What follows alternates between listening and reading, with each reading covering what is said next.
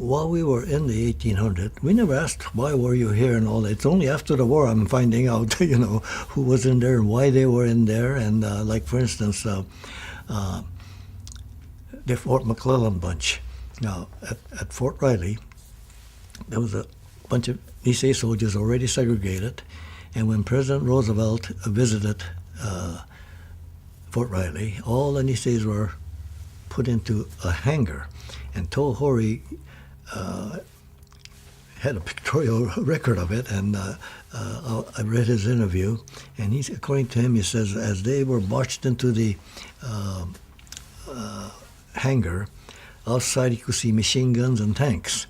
And as they got in there, all the officers there had sidearms and made them sit on the bleachers and were told to look straight ahead and don't speak, except for bathroom break, to raise your hand, And according to Toe, he says some of the young Niseis were from Idaho, farmers and all that, never faced discrimination like this. And he says they were in tears.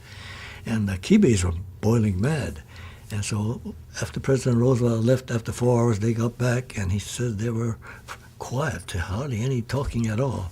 Then later on, when they were before they were sent to Fort McClellan, the Kibes were said, I made up my mind. They're going to treat us as Japanese. I'm going to be a Japanese. The hell with this country. I won't fight for this country at all.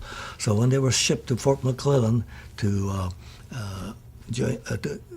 receive training to join the 442, a bunch of them rebelled, you might say, and they had a choice. And those that really objected went one way, and they were court-martialed and imprisoned.